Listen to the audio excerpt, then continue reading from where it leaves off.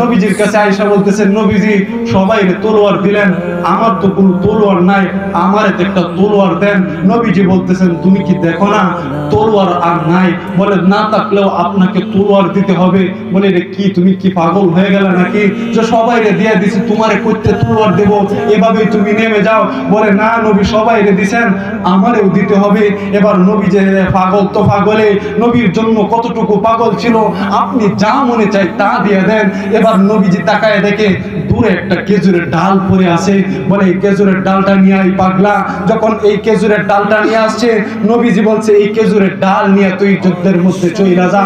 ও মুসলমান, ইতিহাস পড়লে দেখা যায়, হাদিস পড়লে দেখা যায়, এই ছোট্ট বাচ্চা এই খেজুরের ডাল নিয়ে ইহুদি আর খ্রিস্টানদের বিরুদ্ধে ইমানি তলোয়ার নিয়ে যখন যুদ্ধে লাগা গেছে, আরে সাহাবায়ে কেরাম তাকায় দেখে, আরে তলোয়ার দিয়ে কোপ দিলে তো মাত্র কিছু অংশ কেটে যায়, কিছু অংশ বাকি থাকে, কিন্তু এই ছোট্ট আশিকের কারবার দেখে সকল সাহাবায়ে কেরাম হতভম্ব হয়ে গেল যে খেজুরের ডাল শরীরে পড়তে দেরি হয়, শরীর দুখণ্ড হতে দেরি হয় না। আল্লাহু আকবার।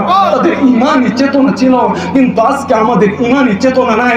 আমরা শুধু ভয় পাই বন্দুক, আমরা শুধু পারমাণবিক বোমা, এইদেরকে ভয় পাই, বড় বড় অস্ত্রদেরকে ভয় পাই। আরে মুসলমানদের তাকবীরের সামনে কোনো অস্ত্র টিকবে না, কথা বলেন ঠিক না?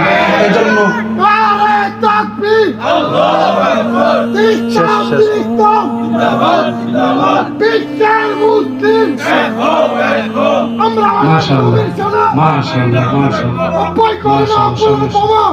মাশাআল্লাহ,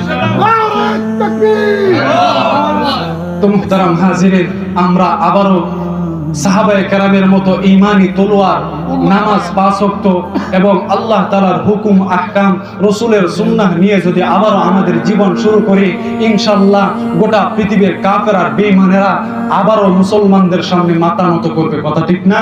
এজন্য